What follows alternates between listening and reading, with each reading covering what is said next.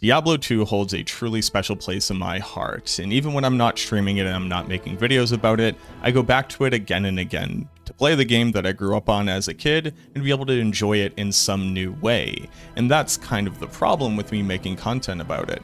I have done everything that there is to do in Diablo 2. And while playing a ladder start or making a new character or trying to do something like the Grail is typically fun for a while, it doesn't quite hold my attention. So that's why, if you've been a long-time watcher of this channel, you might know that I tend to subject myself to pretty ridiculous standards when it comes to playing the game, and what you're looking at is no exception. Little did I know, though, that 31 hours of gameplay later, with multiple on-stream and off-stream game days, would eventually lead to this. My work here. Hell yeah.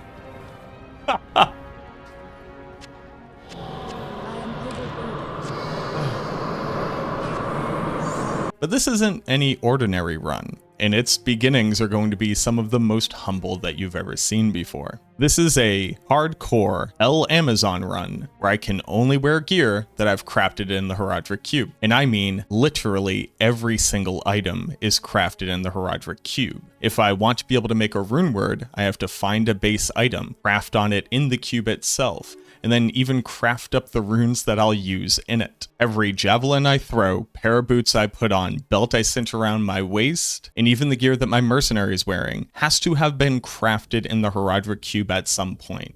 I can upgrade bases, I can reroll bases with magic items, with gems, I can add sockets too, and then later on manipulate items as needed, and I'm going to have to use everything at my disposal to make this work, because it turns out a Hell hardcore run is hard enough. Doing it on an Amazon who's incredibly gear dependent is even harder. In doing it all, when you have to ignore the vast majority of things that you find on the ground and hope to Diablo that you get the crafting materials necessary to be able to use some of the most insane and archaic Resurrected cube recipes that exist to date. Now that is a truly impressive challenge, and I will be honest with you, I didn't think that I was going to make it out of Act 1, and once you see the timestamps I'm going to show you, it might be abundantly clear why. But me releasing a video like this wouldn't be doing it justice if I didn't give credit where credit is due. The reason why I even started a run like this is because just about a year ago to date, I actually saw a pretty popular YouTube channel nowadays, but at that point they were just getting their feet under the ground. Zarfin the Loot Goblin has been single-handedly carrying the challenge run Diablo 2 YouTube meta now for just about 2 years. And at that point I think that I had just seen his Poison Necro, and I just really enjoyed the way that he was telling a story, putting together this narrative. And around that time, I actually set out and did this challenge once before, just significantly easier. And while all I have is the screen caps of the character and the save dates of the files for him, I had actually completed this challenge on a paladin.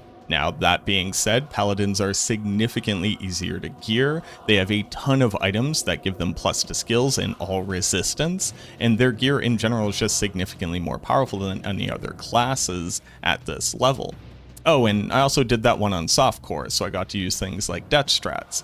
But I knew that if I really wanted to pay proper homage to the GOAT right now of challenge runs, and also give you a compelling story, I was going to have to pull out all the stops. Starting from level 1 all the way until we kill Hellbale, playing on a hardcore Amazon. Let me just try to help you better understand why the Amazon makes this such a difficult challenge to gear for. First and foremost, the Amazon doesn't have any skills that you can use without particular weapons, those being spears, javelins, and bows. And while the Lightning Fury Amazon that you are imagining right now is obviously an incredibly powerful character, it turns out that if you can't equip things like Titans, 320 gloves, and T-Gods, you're significantly weaker than you might imagine. But maybe I'm getting ahead of myself. Let's really dive into what the challenge is. There are a ridiculous amount of Resurrected cube recipes that exist in this game for being to craft incredibly niche and useful items. Most people, when they consider crafting, think about the typical things like a caster amulet, or blood gloves or belt if they're making a budget smiter build, but something that you very rarely see is going to be something like a safety javelin, one of the only saving graces for this run. But it goes even further than that. If I was going to truly test myself here, I wasn't going going to just be able to slap on whatever rune words I wanted. Every single item has to pass through the Heraldric Cube. So if I want to be able to socket a kite shield for 3 sockets to be able to make an Ancient's Pledge, I need to find a way to be able to craft a kite shield. Oh, and just for a spoiler that's ahead, Act 1 normal is by far the longest amount of time I took to progress through any given act, and it's going to take me more than 3 hours to be able to kill Andariel, but I don't want to ruin any of the surprises. So let's talk about the run. Getting through Act 1 normal is going to be our first big hurdle. It turns out killing Andariel on hardcore, even if you're overleveled, is pretty difficult when you don't have any javelins or bows to fire at her. And while the Amazon has a passive skill tree that will give you things like attack rating, ability to pierce, and eventually the ability to summon decoys and Valkyrie, which are going to be instrumental to the success on this run, they don't really make your fist to do altogether that much more damage. So the name of the game is survive. We're looking to pick up any chip gems because we're going to be using those for a multitude of crafting recipes later on. These things are honestly the MVP of a challenge run like this. Rings and amulets we can combine at 3 at a time to be able to create one of the other and basically slowly work up a working armory of various rings and amulets to be able to equip to solve different resistance issues. But even set and unique items are not necessarily off of the table. With the introduction of Diablo 2 Resurrected, we can actually upgrade set items to a higher base. And if I can take an item, put it into my Heraldric Cube and craft it and get a new item out of it, then it's fair game to be able to equip. So any insane low-level uniques that we were to find, something like Blood Fist, would fit really well onto this build. But don't let low-level items fool you. There are actually a ton of great rare items that we could pick up at this point. Any rare armor that I find with a few sockets in it, as well as any resistances or maximum life, could eventually be upgraded later on and used as primary gear. And then obviously runes and jewels that we'll need for doing the various crafts that you're probably more typically used to. But after nearly an hour of one-punch womaning my way through Act 1, we eventually unlock the ability to be able to get a mercenary. And while I won't be able to put any gear on poor Megan here, her ability to either be able to apply cold arrows later on or flame arrows for doing additional damage is going to help us out. Oh, and on top of that, she's going to be a little bit of a moving target for the enemies that normally would be hitting us. Thanks, Megan. I promise the pay will be worth the pain. We inevitably go and get the Heraldric Malice so that we'll be able to imbue hopefully a circlet with Charcy and potentially reroll that with 6 perfect skulls at a chance at a really GG circlet for ourselves, clearing out elite packs as we go, trying to get as many levels as possible. Because we have Andariel down in the catacombs, and it turns out that if you have no skills, can only punch her for 1 to 3 damage, and a mercenary who can take roughly 1 poison bolt before they fall over dead, you are going to run into a particular challenge in beating this boss. But I had a strategy walking in. Basically, I would try to face tank as much damage as possible, and let Megan and her flame arrows, which are going to do extra damage against Andariel since she takes extra damage from fire, eventually whittle her down. The major issue is that when you're relying on your mercenary, who again dies in roughly 1 hit from this act boss, you're going to start running out of gold very quickly. And at a certain point during this 1 hour and 18-minute long slugfest against Andariel, that is not a joke, this took over an hour to complete, I actually ran out of gold. And that meant I couldn't buy potions, I couldn't face tank, and I couldn't revive my mercenary. So I had to do the only thing that I could think of, go back to different areas that I hadn't farmed out yet and kill as many monsters as possible to be able to generate gold. There's just a little bit of an issue with this strategy, and that is that if you actually leave an act boss for long enough unloaded, they will completely reset, meaning that all of the damage that you dealt to them has been removed, and they're as if you had first encountered them. And that happened over this hour and 18 minutes. So I actually had to painstakingly and nerve-wrackingly fight Andariel twice over. One of the big issues that I ran into though is that even after my second farming session of going and getting gold, I ran out of gold again, and this meant I had to dip into the stores of chip gems that we have, since they each sell for about 250 gold. But with the last 4 or 5 left over in my stash from 3 hours of farming Act 1, we're able to get this done. And the exciting part of this run is about to come up, because Act 2 is when we can finally start equipping gear. All we have to do is get our hands on the Heraldric Cube, go get ourselves an Act 2 mercenary who will actually be able to stand up to the monsters that we need to face, and most importantly help us clear out the maggot lair, which was an absolute hellscape. But let's not get ahead of ourselves here. But with Andariel dead, a smattering of gems left at her feet, and just enough bare amounts of gear to be able to sell off for gold to be able to get better potions, we're walking into Act 2. Loot Ghislaine is just around the corner, and the Halls of Dead not too far after that.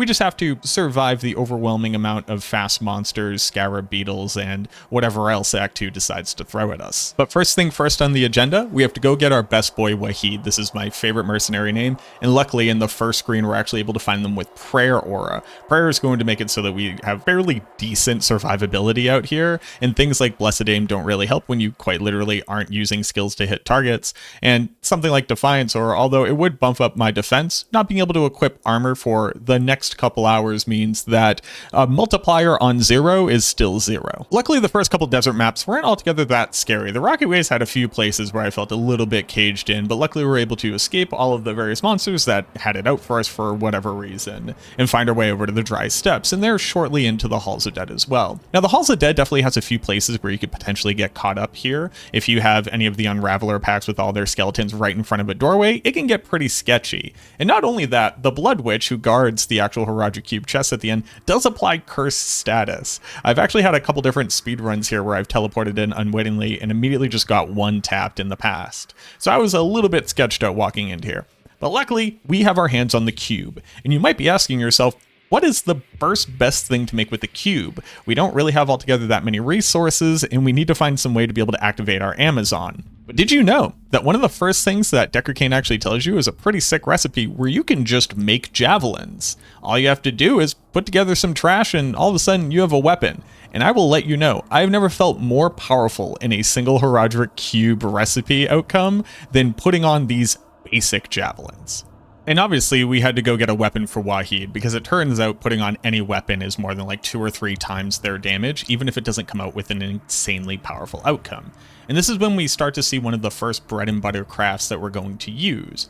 If you take any magic weapon, regardless of whether or not it can have sockets, you can take 3 chip gems and it'll create a new weapon that has up to 2 sockets that doesn't take up an affix slot. So you could actually get a prefix and a suffix and 2 sockets on any magic weapon in the game. For the people crafting along at home, this is going to create an item with a base item level of 25, so this is going to limit the strength of the various affixes that are going to come on the piece of gear, with higher level options coming if you use 3 flawless gems, which will bump it all the way up to an item level 30. So even if it started at 25 or even lower, you can get it up to this minimum. This has some impact and some implications on what we could possibly do with these items. But for now, we're going to get him a regular spear. I did have to go and actually farm some stuff to have enough gold to be able to buy a magic spear in the first place, and I gotta tell you, being able to sling javelins whenever I want to be able to do damage with Poison Cloud feels really, really good. Taking my newfound power, we went and farmed up a little bit of gold, tried to recoup some of the stores of chip gems that we have, and start collecting things like those rings and those amulets to be able to craft on them, because the sooner that we can put on anything with resistance,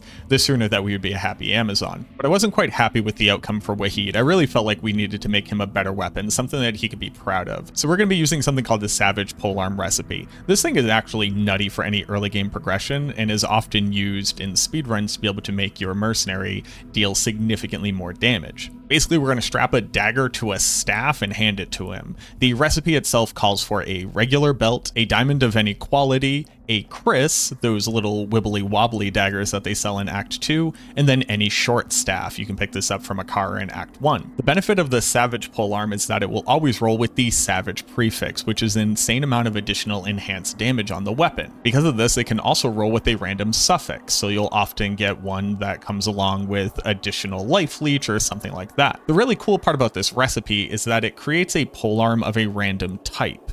And while that's not exactly great for being able to target a specific thing that you want, there are some really powerful polearms in this game, especially at the early stage, and while they typically have a high dex or strength requirement and somewhere around level 18 or 19 to be able to equip it, all of a sudden you have something to aim for now. And for the big nerds out there, the other really cool thing about this is since it creates a new magic item, Whole Cloth, you can actually get bases that you otherwise wouldn't be able to get your hands on. And the moment that you have a magic weapon, all of a sudden you can go back to using those 3 chip gems or 3 flawless gems, be able to create that same base weapon, but with a new prefix and suffix and up to 2 sockets. While it's a real big gamble to waste anything like this that early on, and you'll typically not get something better than the Savage prefix itself, it does open up other options later on. But now that we were effectively a real Javazon, or at the very least an Amazon with javelins, we had to go back and clear up some of these quests. So I went and I rescued Deckard Cain. Now he wouldn't be able to charge me gold in Act 2 to be able to identify my loot, as well as picking up Wirt's Leg. Clearing out the rest of Act 2 honestly wasn't that bad, although hilariously enough, I got some of the worst maps I've ever gotten, so luckily this wasn't a real speed run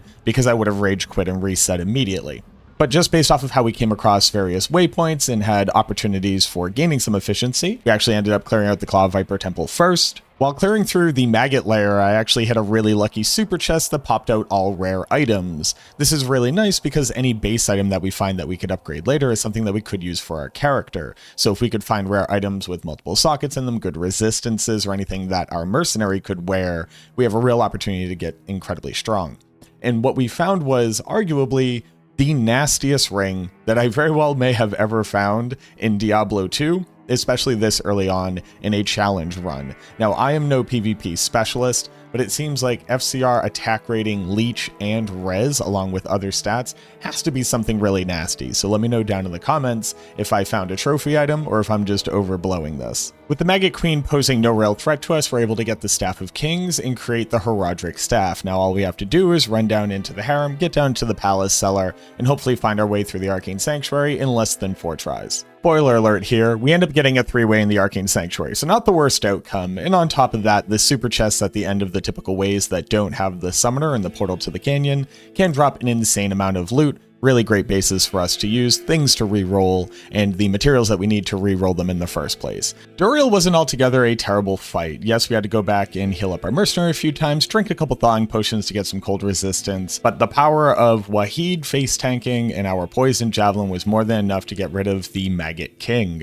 Sadly, he didn't drop anything altogether that spectacular. We go and we talk to our buddy Tyrael, teleport back to town, talk to Mashif, and we're on our way to Act 3. All right, we back at it. Are we getting our boy? I think we're getting our boy. Coming back for day 2 of the live stream finds us in Act 3. We have a lot of things to accomplish in Act 3, and luckily, with all of our speedrunning background, getting through this jungle is not going to be a challenge. Now, surviving all of the flares, making the way through all the cramped tunnels, making sure that we don't get tapped by cursed council members, and just generally surviving things like Battlemaid Serena, as well as a big tree fist guy at the end, definitely has some scary moments. But in this act, we make some of the biggest early game crafting outcomes that we could that really set us up well for the rest of the run. So while Act 3 goes by pretty quickly, the gains that we get at this point are massive. Picking up the Jade Statue and the Eye from Cesark and down in the Spider Cavern, we're actually high enough level for our mercenary to be able to equip the Savage Polearm. And this is the first big huge swing we get in power here, because Wahid with a real weapon in his hands is a force to be reckoned with.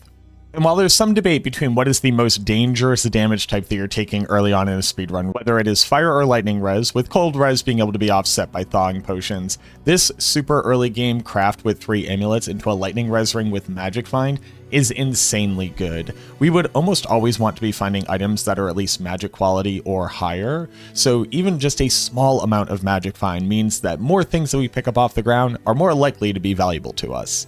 But this lightning res is going to hard carry us for a long time. Now the second craft here doesn't get so lucky, but we're actually using an even more esoteric Heraldric Cube recipe, which is a Shield of Spikes. This requires you to take 2 skulls of any quality, a barbed club which you can buy off of Charcy in Act 1, and any magic shield and put it together. It will always spawn with the suffix of spikes, which gives you some attacker takes damage, but it can also spawn with a prefix. And in general, there are some decent outcomes that can come from this. Most notably, it's a lot better on a paladin, where their shields can inherently roll with all resistance, and then they can get plus to skills. At least for us, it gives us a bit of a chance to block, which is, at face value, technically survivability. So with our brand new ring that's actually good, our base javelins, and now this pretty pathetic shield, we technically have actual equipment on this character. We can't possibly be stopped.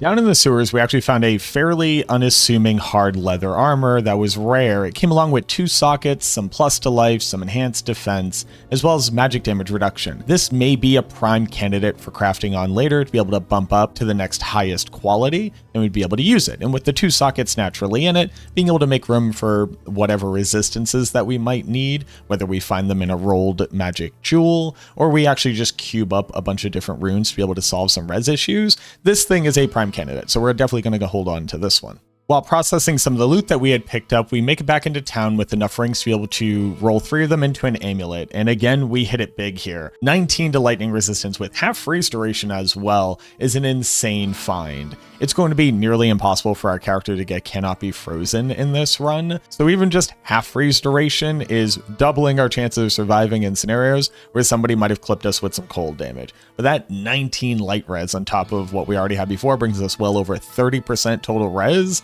And we don't even have a single piece of armor equipped on this character. By the time we make it down to the Durance of Hate, our character already has access to Plague Javelin, which actually gives you just enough reach with the poison cloud that leaves behind to technically be able to moat trick Mephisto. Now, I'll be honest with you, I didn't know that when I first walked into this fight.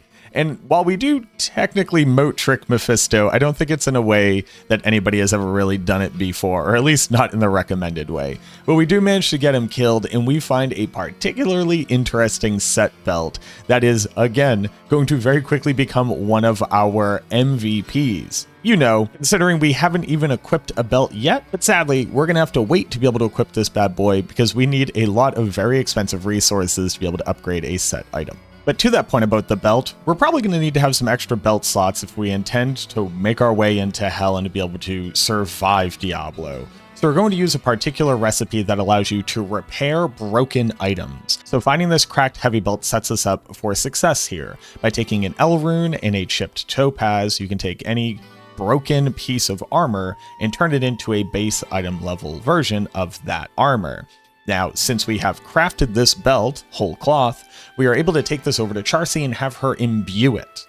Imbuing an item this early on might have been a bad decision, but I was hoping that we could get things like fast hit recovery, mana and life, and resistances. Even some strength and some dex to be able to equip later on gear would have been nice here, but this is what Charcy gave us. Tyrael was a fool to have trusted me.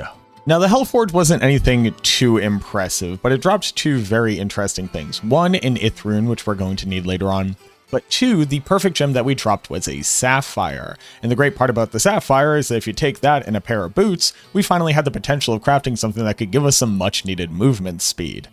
Hit power boots require a jewel of any kind, a perfect sapphire, and a Ral rune, as well as chain or mesh boots. And the cool part about hit power boots is that they're actually very defensively focused. They'll always come along with a chance to cast Frost Nova Windstruck, which is just a nice way of being able to CC monsters in an area, as well as, interestingly enough, additional defense versus ranged attacks, which is technically just defense only against roughly a third of the things that hit you in the game. But anything that says we have a better chance of surviving is good. On top of this, it can roll with 4 additional affixes, so we're obviously hoping to see things like movement speed, hit recovery, as well as dual res. Well, it turns out we don't get any of those, but we technically have boots we can equip now, and we're not going to say no to that. Now, not a lot of people know this, but normal Diablo is actually the most dangerous that Diablo can ever be.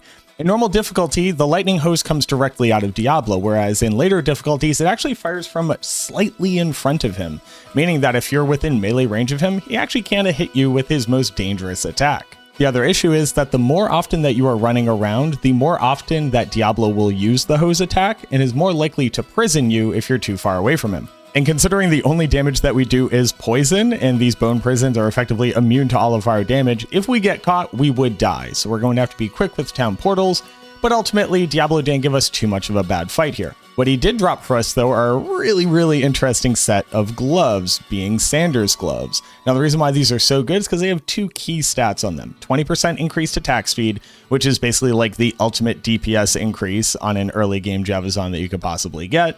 Just being able to throw Lightning Furies faster once we eventually spec into it, as well as just being able to move faster after throwing a Javelin, is a huge increase not only to damage, but also to survivability. It also comes along with a whopping 40 maximum life. And it turns out 40 maximum life on a glove slot is actually a lot more than we're ever going to be able to ask for from any of our gear. Now, before we talk about Act 5, I just want to very quickly show this clip because we ended up crafting some of those same random magic items, but with a set of javelins. Even though javelins cannot be socketed, taking the 3 chip gems does make a new set of javelins, which technically would be socketed if they could be, but can also roll with prefixes and affixes. Now, we're not potentially going to hit anything crazy like plus to skills here, just because the item level would be too low. But But even little stats like replenish quantity, increase quantity, or what we end up here, which is a little bit of cold damage, can really go a long way. Even things like attack rating would have been kind of nice, since there is a very interesting bug with very specifically Plague Javelin that says that if you were to hit a target with Plague Javelin, it effectively does nearly 2x the total amount of poison damage. Now, this isn't going to blow this whole challenge open, but it does inform the way that we attack and why we actually care about hitting targets as opposed to just tossing javelins in the direction of targets. But the reason why additional sets of javelins would even be so important is because eventually we're going to have to fight things like the Ancients, where if we run out of javelins, we can't go back to town and repair them because that will reset the fight. So I expected to have to use 2 to 3 sets of these walking into the fight, and I didn't know exactly what to expect. So we just crafted some here. But let's go ahead and talk about Act 5, because Act 5, I feel like in my experience speedrunning this game, is where the actual challenge of the game lies. The maps in Act 5 are massive. They often have literal gates that you have to break through that give monsters more time to catch up to you. In later difficulties, they have insane amounts of very dangerous ranged attackers. But even early on, you can run into the dreaded Moon Lord, with every cavern being circuitous and very tightly packed. Act 5 really shows the difference between somebody kind of just playing the game and somebody who has developed a mastery over the game. With the Ancients being what I consider to be the pinnacle of difficulty in the campaign playthrough, considering all 3 of them come with equipment that you can't see. They can roll with a ton of different affixes on them, and then they themselves can have elite affixes, giving them insane damage output like Cursed, as well as extra strong, extra fast, you name it. Here in Act 5 is also where we come across monsters that finally start to have actual resistances to damage. And this is actually noticeably why I went with Plague Javelin early on as opposed to something like Charge Strike. While poison will fall off in the later game, early on very few things are either resistant to or immune to poison. And considering as early as normal Act 5, Madoc can actually be completely immune to lightning damage even at this difficulty, we were going to have multiple tools for us to be able to navigate the entirety of this challenge. Because where poison would fall off, lightning would eventually pick up, but with the amount of lightning immunes in the game, we would need a different damage source. And there are very few things, in fact, I can only think of a single thing, that is both immune to lightning and to poison. So Plague Javelin is going to carry us for a very long time here, but once we max that out, we'll use the rest of our points to develop a pretty decently effective Lightning Fury as well. A well-timed gem shrine here actually allows us to use one of the many ring crafting recipes that you very well may have never used. But you may have noticed whenever I have my stash open that I've been collecting things like the poison potions and the exploding potions, and there doesn't really seem to be a reason why to do that. It's not like we would be able to use them for damage. Well, any magic ring plus a perfect ruby and an exploding potion is going to make a garnet ring. Garnet rings will roll with a set range of fire resistance, and then they can also roll an additional affix as well. And with the addition of this ring, we finally have a full set of jewelry with actually a decent amount of res. Now this right here is why you're either a click every single box you can or skip every box you can kind of person in Diablo 2. This damaged kite shield popping out of this random corpse quite literally saves this run. Because we're able to use the exact same recipe as earlier to be able to take this and set it to item level 1, and the maximum amount of sockets that an item level 1 kite shield can get is actually 3 sockets. By repairing this shield using a socketing quest to add 3 to it from Larzik, we can actually create an Ancient's Pledge. What that means is that we would just have to find 3 Ith runes to cube up to a Tal rune, 3 more Tal runes to be able to cube up to a Ral rune, and then 3 more Ral runes to cube up to an Ort rune, and then we could make Ancient's Pledge. It's that simple. Did you know when you need to find 3 of every single rune that you need prior to the ones that you currently have before you can even make a rune word? It makes it a little bit tedious, but well worth the time investment. And considering that just 5 minutes later I found myself in this exact same cave system cornered by an elite pack of moon lords with a dead mercenary and had to hit my first save and exit instead of dying, that Ancient's Pledge is probably going to be putting in a lot of work for us. And for the only quest that I think is actually scarier than the Ancients, we managed to very easily go save Anya. Now, saving Anya opens up a lot of amazing things here. One will be able to farm Pindleskin if we would really like to. She's going to give us a rare weapon. We're hoping to get a really nice set of Maiden Javelins that we can upgrade to use later on. Now, I'll just go ahead and give you a quick little sneak peek. We are never going to be using any upgraded Maiden Javelins. The strength and dexterity requirements on those things are insane. But then also the scroll from Mala giving us plus 10 to all res helps to really beef up our survivability. Oh, and of course, Anya gave us absolutely nothing. Now, even this early on, I was feeling pretty confident about the Ancients. They typically don't have any poison resistance at all unless the gear that they're equipped with comes with some. Our Merc had a really high damage weapon and had decent enough stats and levels to be able to increase his damage output. And our ability to kite with Plague Javelin is just kind of second to none, just tossing some behind us as we go, and even if the mercenary were to die, and as long as we stay ahead of mostly Talik, who with his whirlwind can do an insane amount of damage, you basically can't be touched by these guys. Lo and behold, the fight goes off without a hitch. We do it on the first try, and I don't even have to lay out a bunch of potions to be able to survive this, considering the mana requirements for Plague Javelin are super low, and it's not like we're sitting here spamming a skill. While Nightmare in Hell, Bale Throne Room is going to be a completely different story and definitely the most nerve-wracking part of the run, at least for me, luckily we would have the ability to potentially use Bale Wave Skip, a kind of glitch exploit where you force Bale to fail to spawn monsters or not recognize that monsters are there and basically skip over to the next wave. Here at this low level, we actually need the experience, so we managed to wipe out all of the waves. And I'll be honest with you, this right here, and Bale in normal, we're kind of chumps. This was one and done real quick.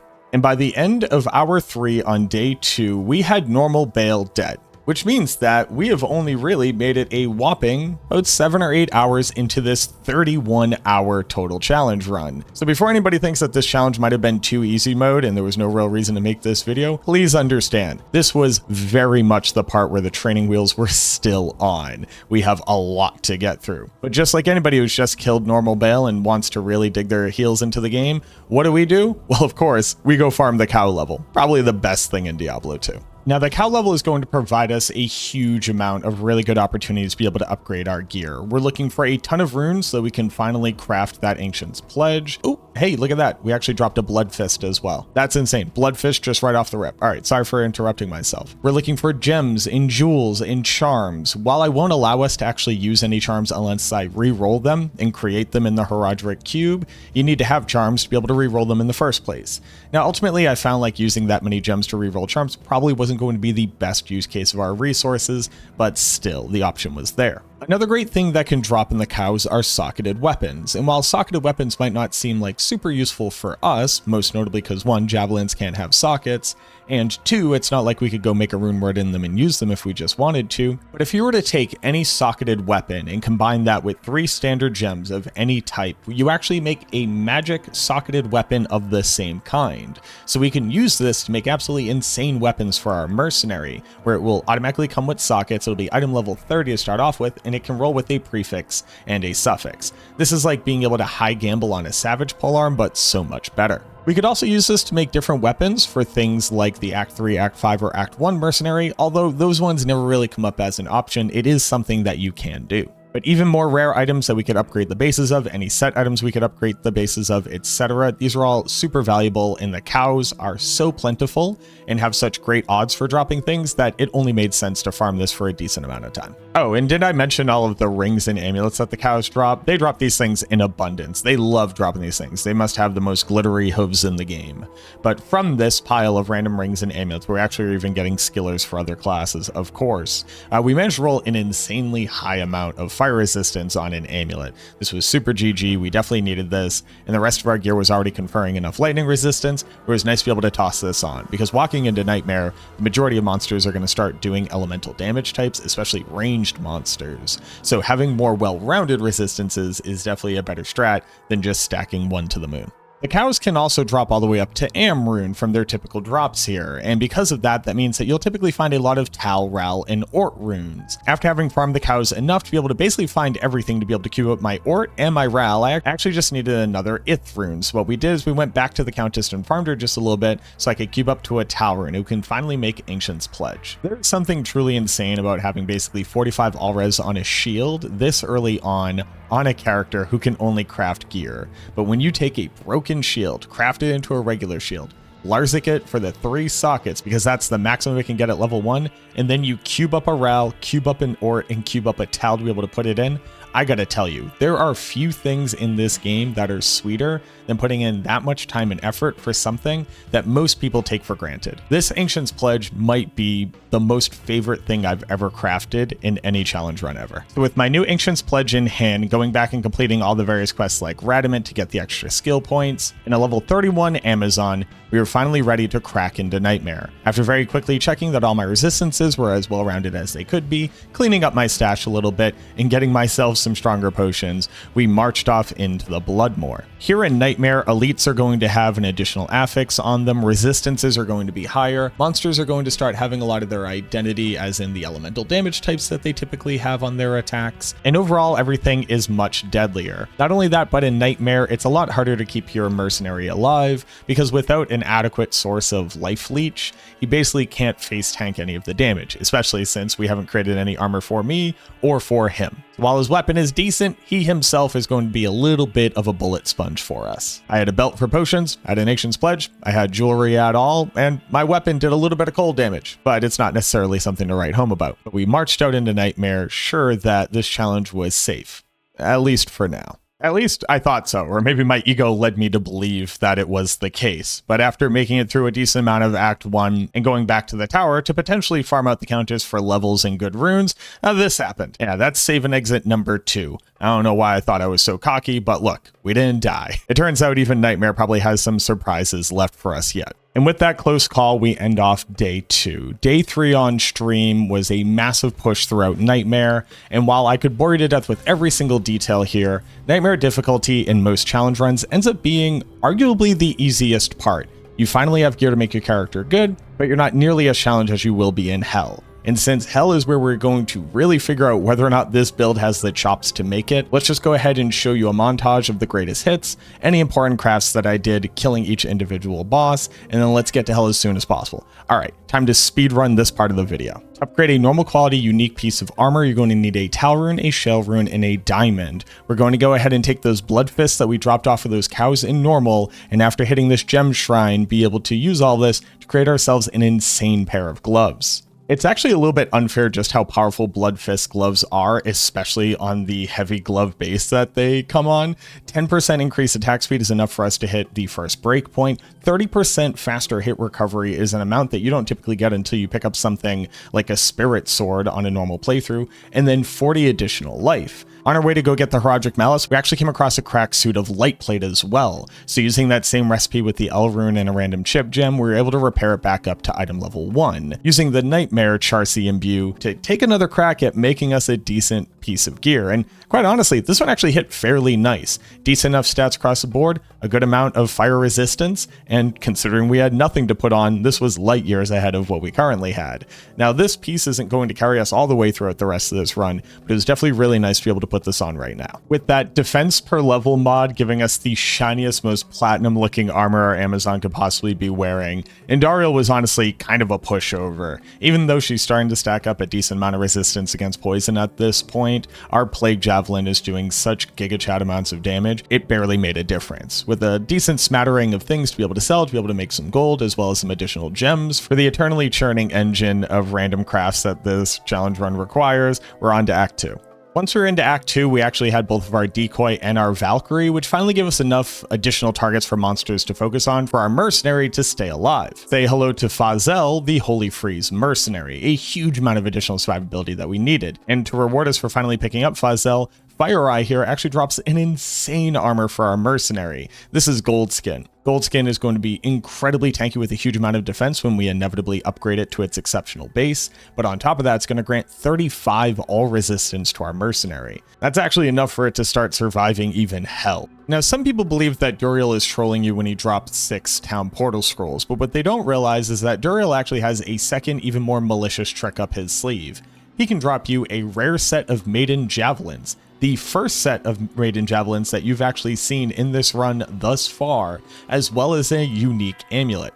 Now here's the problem. There are no Heraldric Cube recipes that I could use on a unique item to be able to re-roll it, so even though I would love to equip this Nokazans, something that every speedrunner has said and most normal players probably never have, but there's actually no way for me to manipulate it to make it legal for this run. And the issue with the Maiden Javelins is, again, if I finally upgrade these things to their exceptional base, the strength and dexterity requirements on that upgraded base are so insanely high, I would probably die from lack of vitality. Thanks, Duriel. Quite literally, the town portals would have been more useful. I do hold on to the Maiden Javelin, though, because, you know, what if?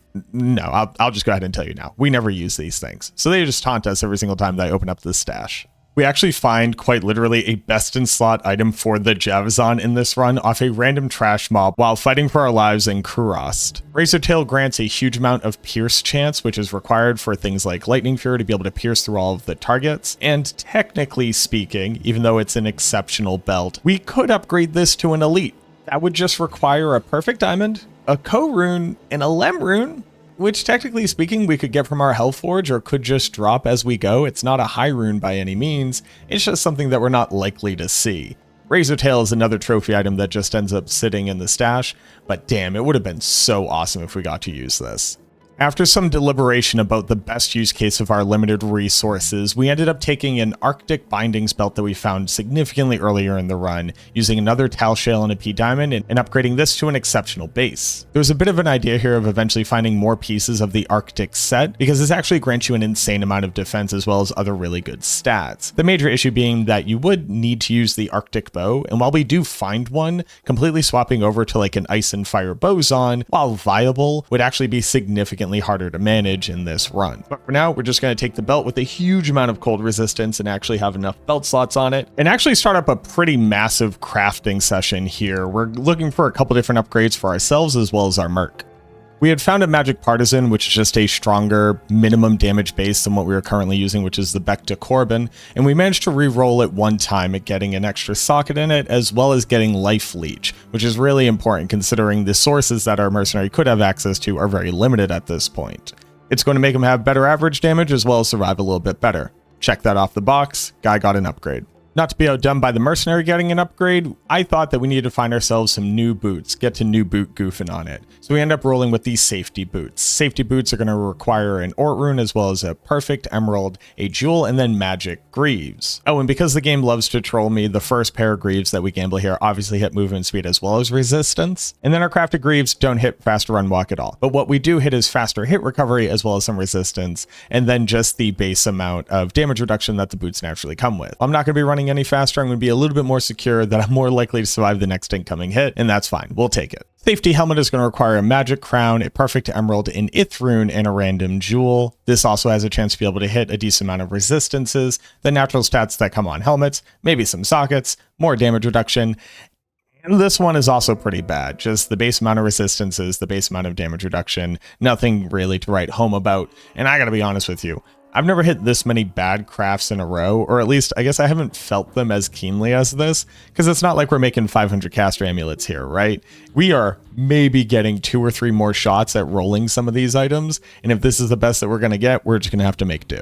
It is important to note, though, that 13 hours into this challenge run is when we finally have a piece of equipment in every single slot, with every item that we're wearing having passed through our Heraldric Cube and been crafted on, most of them being made completely out of whole cloth. I don't know if I've ever gone 13 hours without equipping gear in every single slot, but it definitely felt nice to be able to finally finish it off. And the aesthetics of the gear itself do look pretty nice. I generally like the crown aesthetic, and the incredibly silver platinum armor really fits the Amazon aesthetic well for me. But let's just hope that this much good looking gear is enough to impress the primevals and make our way into hell difficulty. After what I can only describe as quite literally the worst Durance of Hate level 2 map I've ever had, I'm not even going to force you to watch me run through it. It was absolutely insane. We make our way to Mephisto, we get our mercenary killed, and we set up a proper moat trick. Now here, we're showing off that actual technique. By attacking Mephisto from over the moat of blood, he continuously sees you, but he doesn't use any of his skills. It's actually kind of interesting because if Mephisto is aggroed on you and he can't see you past a wall, he'll actually cast Blizzard at a really high level, which tends to do a ton of damage. A lot of people aren't used to it. But here in the moat trick, since he can see you, he just can't reach you. For whatever reason, he doesn't use any of its ranged attacks. He just keeps trying to run at you. So shoutouts to Plague Javelin for having a big enough cloud to actually be able to hit him while staying out of range, and we very easily get out of Act 3.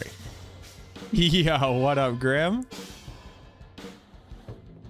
What up, Guppy? Day 4 of the live stream starts off with a really exciting craft very early on. We finally have enough material to be able to upgrade a rare weapon. This is going to require an Amrune, a perfect sapphire, a rare weapon of base quality, and an Ort rune, taking this trident up to a Fusina. Now the Fusina has a really high base attack speed. This also rolled with increased attack speed, enhanced damage plus to maximum damage, enhanced damage to demons, and a massive amount of lifesteal as well. So our second trip down to the Chaos Sanctuary in Nightmare was actually going off without a hitch. We managed to kill Israel very easily, made it all the way in, and we're actually on the third seal here fighting Infector of Souls. And it turns out that if your mercenary dies against Infector of Souls and they have Might Aura and you get stuck in a corner, maybe you're like me, a little bit afraid, and you save and exit.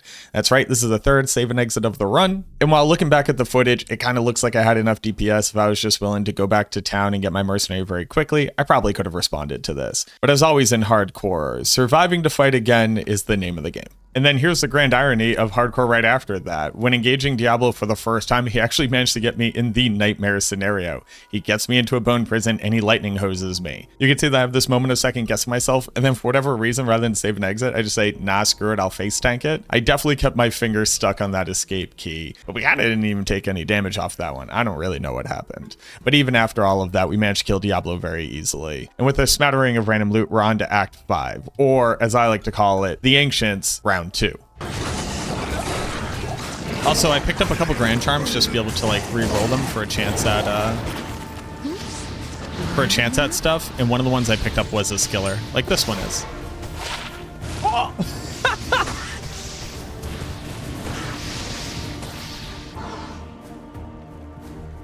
So, I'm prophetic. I can see into the future. And this is my second skiller out of 3 Grand Charms I've picked up. After that Oracle of Delphi style prediction on the Grand Charm skiller, we breeze our way through the rest of Act 5. We kill Shank, we free the barbarians, we free Anya. I never realized how many people you free in Act 5. These are like the hardiest people on the entirety of Sanctuary, and they really love to get captured. But we also make our way through the Ancients with little to no fanfare. In fact, our mercenary even survives, so you could tell that we're getting pretty tanky at this point. You know, I keep saying that I'm breezing through these various parts of Act 5, but I just realized that to walk from the Ancients and to make it to the Throne of Destruction actually took me 10 in-game minutes of gameplay, of killing a pack of monsters, kiting them around, making sure that I'm safe, going back, repairing my javelins, getting more potions, going back in, clearing out another pack. But 10 minutes is a long time to get through there. I gotta remember to stay humble. This challenge definitely had me on my toes. I figured I could take this opportunity to explain what a Bale Wave skip, because it's something that a more casual player has probably never really tried and only really became popular over the past couple of years in speedrunning, but it is a way to force Bale to effectively forget the fact that he didn't actually summon any monsters. So if you've ever been in the Bale throne room, you know that Bale, after you kill the last wave of monsters, will laugh, he'll shoot out this little glowing orb, and then from that orb will spawn another tier of monsters. It goes Act 1, 2, 3, 4, and 5. At this point in the video, I had just cleared out Act 2, so I just killed the Unravelers and gone back to clear all of the poison. So ostensibly, we should be facing the Act 3 Council after this.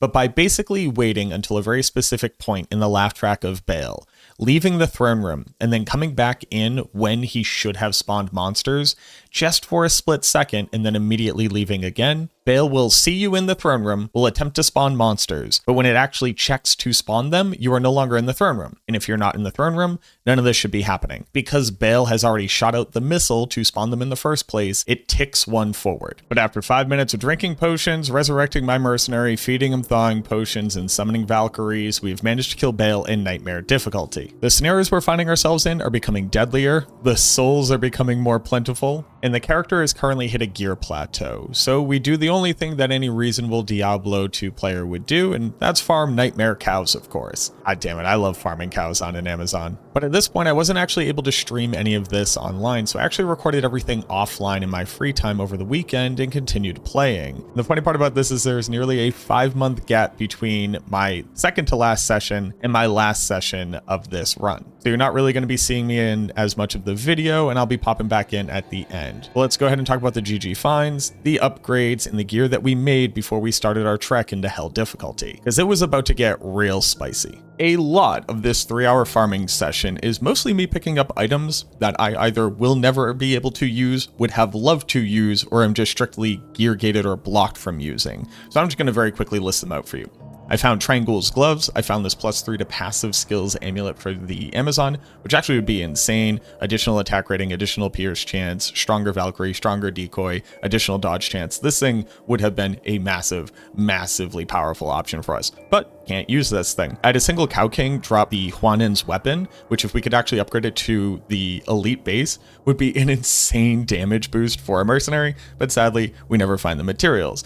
We found multiple pieces of Saigons that I realistically couldn't upgrade because the strength requirements would be too high. I found the Crescent Scimitar that has 15 to all res, which would actually be a really nice offhand, and we kept this all the way to the end of the run. I never upgraded it, I never used it, but it would have been amazing. Ridiculous magic find amulets, really powerful javelin skills gloves that we realistically couldn't upgrade. I found Gore Riders, I found even something like Steel Clash, but we were able to pull out some value from this farming session, a couple levels to help increase our power, a bunch of materials that we're going to need for crafting, and actually some really nasty finds. Another great way to stop yourself from going crazy while doing a challenge run like this is to make sure that you're doing multiple objectives simultaneously. So whenever we had to go run to get a Wirt's leg, we would inevitably also check some shrines on the way, so I had shrines at different waypoints. We would use these to get up to perfected gems, and just so happened to be clearing out one of the elite packs that spawns in Tristram, and we finally drop a magic set of Maiden's javelins. It has been insane how many hours we had gone without ever seeing this item base. Now this allows us to do two different things. Number one, we can use the gem recipes that we've already talked about to be able to re-roll these, which would give us a really nice chance of the base O skill on the item actually rolling multiple plus skills,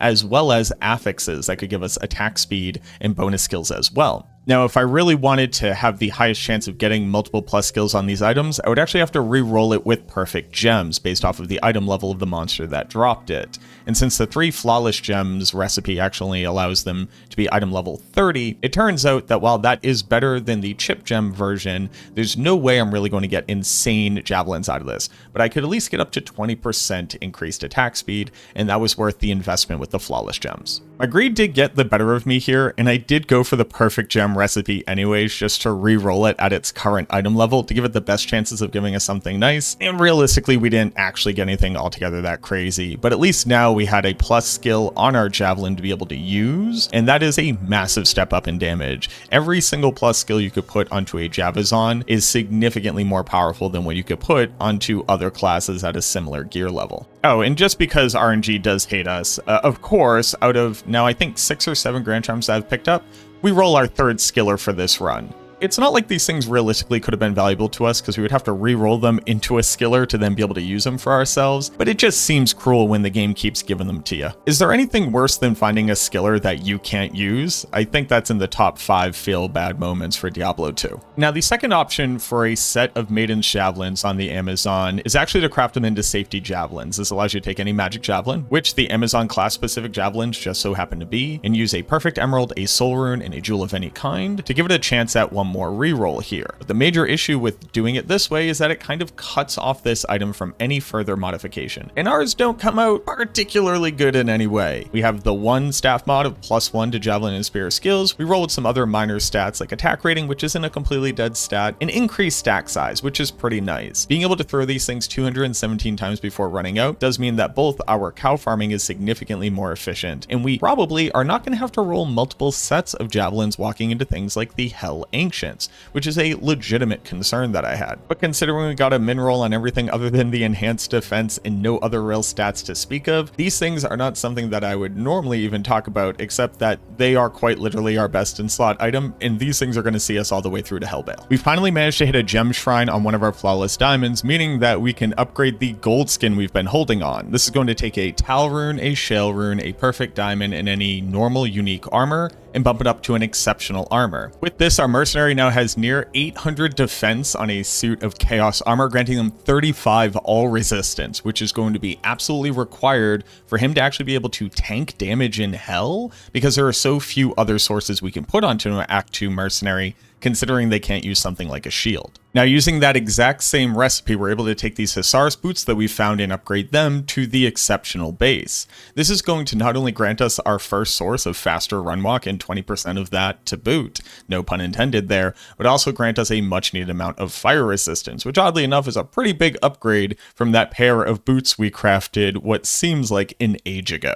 Now, day 2 off stream, I actually only had about a quick hour to kill before I had to get to sleep, so I went out and just did some mindless farming as I typically would, and hilariously enough, during this 1 hour session is when I got some of the most important upgrades to this character, so let's go ahead and break down each one of them. With the first one right off the bat being this absolutely massive prismatic amulet. Now, taking one of each of the elemental gems, so ignoring a skull here, and any magic amulet will create a prismatic amulet. The prismatic amulet comes out as item level 50. This means that the majority of other affixes that you could get on it will be very high value, or at least they have the potential to, and this one does not disappoint. 19 all res, which is 1 off of perfect, and then 84 maximum life could not have possibly have made a better amulet for us here. We finally got the materials together to be able to upgrade our rare helmet that we had found. Now, this had initially dropped with some enhanced defense, 21 cold resistance, but most importantly, 2 open sockets. And by taking a Thule rune, a Ral rune, a perfect amethyst, and a normal rare helmet, we're able to upgrade this to the exceptional rare helmet. The great thing about these 2 open sockets is that we would be able to very easily craft any of the different lower tier runes that we would need to be able to gain a huge amount of resistance here. So if we need lightning, we just have to make some Ort runes, fire res, Ral runes, Thul runes for cold resistance, etc. And with this craft and being able to better choose our own resistances, our mercenary finally gets a helmet to call his own as well. Now, it's nothing to write home about, but at least the guy's got something protecting his dome now. Now, safety rings are another craft you don't typically see, and it's just because the base stats on it are not necessarily the greatest. You can roll with up to 5 vitality, 2 to magic damage reduced, and 4 to plane damage reduced. But for a hardcore run like ours, considering this could hit 4 additional affixes on top of this, actually really nice. So I took the gamble on using the resources on 2 different one of these crafts. It's going to take the Amrune, the P Emerald, and a random jewel. The first one doesn't hit anything too crazy. It does hit dual res, but they're both pretty low rolls. But with the 4 additional vitality on top of it and a little bit of DR, I'm not going to say no to this. The second ring on the other side is actually really nice. 30 resistance altogether, with 18 of that being fire res, some much needed poison res because we don't really prioritize this across any of the rest of our gear. 4 to the vitality on the max roll, a little bit of DR, and then even 4 to dex, which might help it to be able to use some gear later on. All in all, for 2 ring crafts, both of them being usable and upping our survivability, this was definitely a great use of resources.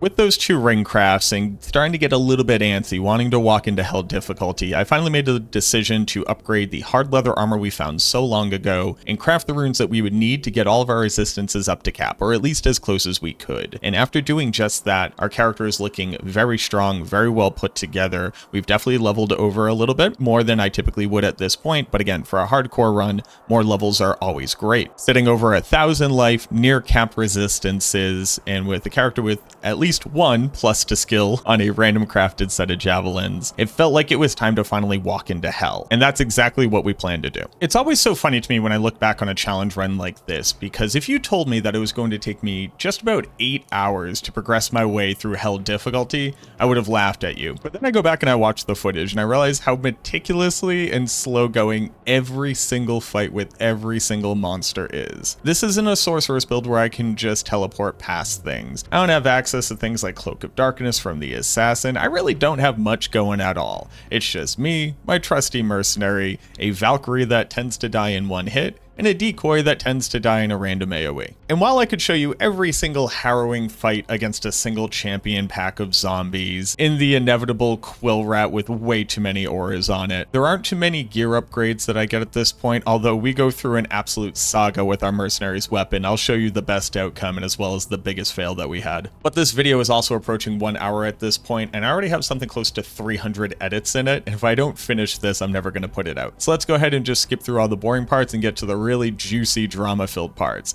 Like, how does this thing actually survive Chaos Sanctuary, the Ancients, and then Bale's Throne Room? I know that's what you're here to see. After playing Ring Around the Rosie with Indariel for 7 straight minutes, we managed to get her dead and we're moving on to Act 2. As always, she dropped absolutely nothing good for loot. Thanks, Indariel. Now, Duriel, on the other hand, actually only took 2 minutes to kill, and that's because our mercenary could successfully survive fighting him, as opposed to the poison of Indariel, which would just shred him immediately. Oh, and just a special FU to the maggot layer in hell on a Plague Javelin / Lightning Fury Amazon. Sure, I had damage to be able to kill the scarab barbs who are immune to lightning with our poison, and kill the maggots who are immune to poison with our lightning. And then because we're doing elemental, we can deal with the physical immune of the gnat swarms. But I gotta say, man, I have never hated walking through the maggot lair as much as I did on this build. Everything about it is just antithetical to the efficiency of a javelin slinging Amazon. We did go farm the normal countess a little bit just to be able to pick up a Ral rune because I want to make a blood helmet for the mercenary. This is going to take a Ral rune, a perfect ruby, a jewel of any kind, and then either a helmet or an armet, which is actually the exceptional base of this, to be able to grant him two very important stats. One is life leech,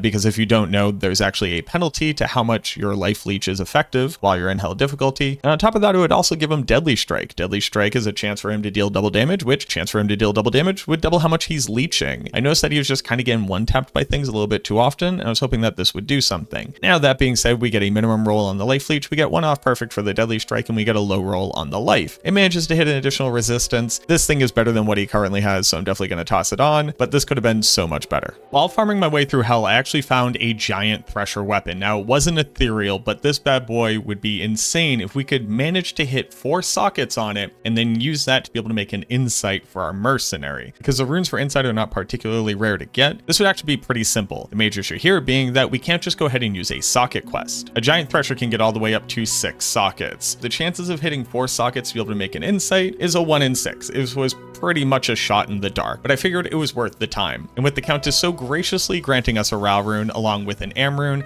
a perfect amethyst, and then a weapon, we take a chance at the sockets. But sadly, we don't hit the outcome that we wanted. I know I said that the Ancients are the ultimate challenge in a run like this, but I always forget just how dangerous the Council in Act 3 is on a hardcore character in hell. I typically just think about running past these guys in a normal speedrun scenario and just clipping one of them, grabbing the flail, and then smashing the orb while the rest of them just kind of run around and do nothing. These boys put up quite a challenge. They have ones that are immune to lightning damage, they have curse on the other ones, just a huge amount of dangerous enemies in the area as well, with the Zelt being way too fast and the Hierophants casting lightning and blizzard. It really is a testament to this game, just how challenging this content can be, even 25 years later. It also felt like every single monster pack in the Durance was actually the lightning immune Urdars or dolls. I swear there was some kind of vendetta out against my character. But 25 minutes later, we're down here killing Mephisto, and with a very simple moat trick setup, we're able to take him out pretty easily, and we have the next to last challenge ahead of us. We're going to have to clear out the Chaos Sanctuary, a place with monsters immune to poison, immune to lightning, insane amounts of auras, as well as incredibly dangerous affixes. And before we even get to that, we have to survive all the souls. Let's just go ahead and say that the hour-and-a-half long trip down to Diablo's death was fraught with peril. Like, just look at this. That's way too many souls, but somehow we got through it. We killed Infector's Pack first with the cheese that you can use when you get the J shape on his wing of the Chaos Sanctuary. Killed Lord Destace the only way that I know how, which is to bully him into a corner and then just light him up. And then similarly bullied the Grand Vizier. And not too long after, we have Diablo dead. Now sadly our mercenary wasn't alive to be able to see us defeat the literal Lord of Terror, but that's okay. With a smattering of loot from him and the very much needed gold since we were running low on it, we're going to start walking into Act 5. Also going back and watching this tape when I'm just not streaming to anybody, instead just playing this game all by myself, I look way too serious. Like, I can't tell you what thoughts were going through my head at this point, but damn dude, I was locked in. Walking into Act 5 and killing Shank and Eldritch for the first time, I just want to stop to highlight this super cool ethereal Colossus sword I found. Big ED, minimum damage, maximum damage, bonus to attack rating, and ethereal. Obviously this thing is nowhere near a trophy item, but these are probably the most exciting gear pieces for me to find and why I love farming in this game. Every single rare item that you pick up has the potential to be just close enough where you get to post it on D2R Marketplace and then get downvoted to hell, and I just really love that. In fact, I'm going to show off one of them that I found on ladder who knows how many resets ago. Like, look at this disgusting crystal sword. 396 ED with max damage and AR. Of course, it's not ethereal, it didn't roll anything else. I'm not about to sell this thing for multiple 32020s, but I just love these types of items. I have a whole character named Trophies on Battle.net I just keep putting everything onto every new ladder season. All right, I guess back to the challenge run.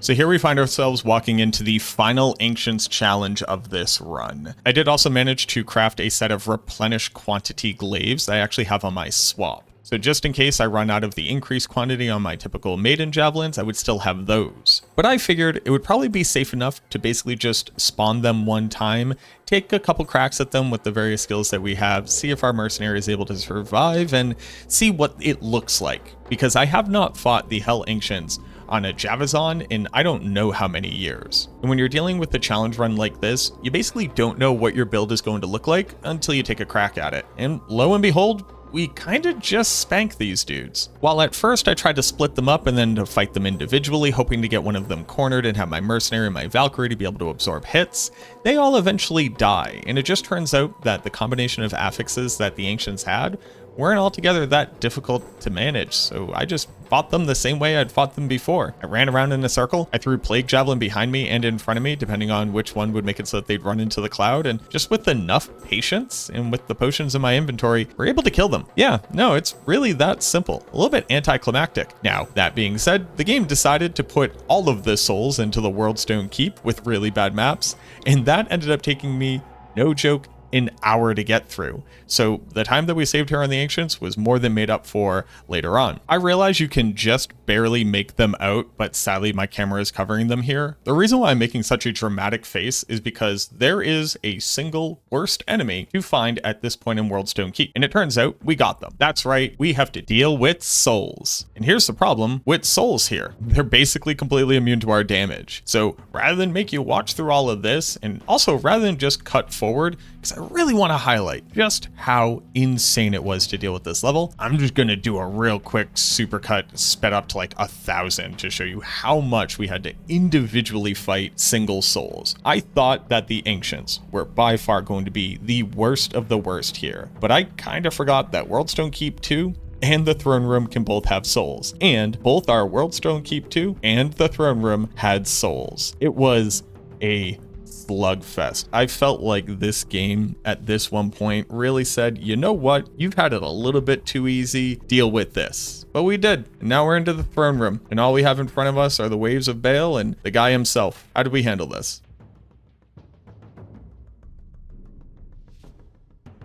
For the final Throne Room attempt, I did go with Baal wave skipping. So this is the same thing that I explained earlier, basically trying to manipulate the game to stop Baal from ever actually spawning monsters. I was able to successfully skip wave 1 as well as wave 4, which means I had to fight wave 2, which is Akmel the Curse, and then wave 3, which is Bartuk. But what we have left are the Minions of Destruction. These guys are super tanky, have insane regeneration, they have a ton of knockback, which tends to stun you and put you into hit recovery, and depending on what they come out with, they can be a huge hassle. I don't know if you've ever seen extra fast Lister, but there are a few things in this game scarier. It's like 18 Moonlords running at you full speed, except it's just one big dude. But sadly, we don't actually manage to skip the final pack here. So we're going to have to find a way to deal with Lister. That's when it turns out there's one other little technique that you can use. Just like getting Baal to forget to spawn them by running in and out of the throne room, we can actually get Baal to forget that there are minions in the throne room at all,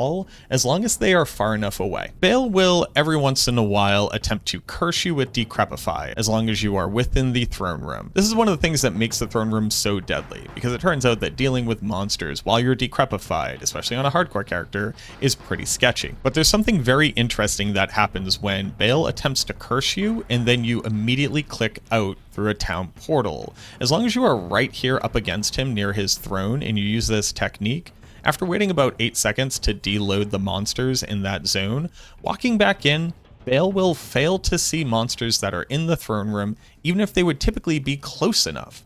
And using this technique just worked. We got the dude to forget the fact that there was nothing else in here, and he walked into the portal. Regardless of how many monsters were in here, we never really end up finding out. I do think it's that one guy who kind of followed me in just as I was running by.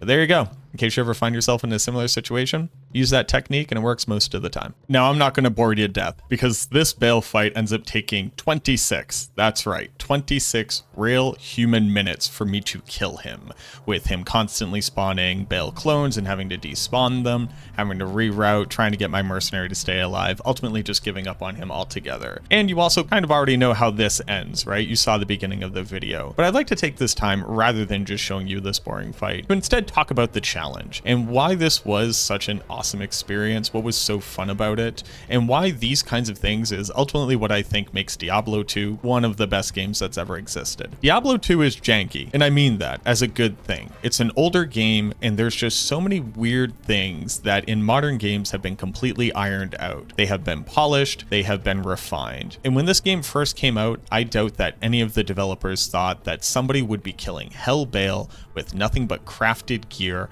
on a hardcore player at all. But I think that upon seeing this, they would laugh. This is something that's only really possible in a game like this. You have to have the RNG of the item drops. You have to have the rewarding systems for grinding. You have to have the Herodric Cube, something that with the crazy amount of different combinations of items and possibilities that can come out of it leads to something like this. And I also think that it really begs the question, what is a powerful build in Diablo 2? While we're used to just kind of blasting around, destroying everything P8 and just laughing at everything, even something as simple as Lightning Fury Jabazon, +1 to skills, bare enough amount of resistances to be able to survive hell, and then just a random assortment of absolute garbage trash that they've managed to Elmer's glue together, as well as an Emilio walking around with a weapon that I basically made out of nothing, and you're able to beat the entire game in the hardest mode possible, on the hardest difficulty, on literal hardcore. And I think that there's something really beautiful about that. So I really hope that you enjoyed this run. I hope that you enjoyed the narrative. I hope that you enjoyed the amount of editing that went into it. I'm not promising that I'm all of a sudden just going to swap over to doing massive videos like this, because it's been nearly a week of me editing this on and off again in between actually streaming, in between all of the other things that go into becoming a recent homeowner. But it was a lot of fun, and it really got my brain spinning with all the different things that you can do in this game. Not only that, but it made me start thinking about all the different things I could subject myself to for your entertainment. So if you're new to this channel here, consider subscribing. You don't want to miss out on any ARPG coverage like this. I play Diablo 2, I play Diablo 4. Really, I play all of the ARPGs, but these two games are definitely what I like to call home. Or if you're somebody who's just been following the channel and just waiting for me to put out Diablo 2 content, I am really sorry. I'm glad that I was able to get this one out to you, and hopefully there are more coming in the future. But let me know what you think down in the comments. Again, shoutouts to Zarfin, who has basically cornered this market on YouTube. The guy does amazing stuff. There's a link down in the description. You should definitely go check him out. But that's enough of me yapping. This was a long enough video. Thank you very much for watching. I truly hope that it entertained you, and I look forward to seeing you in the next video.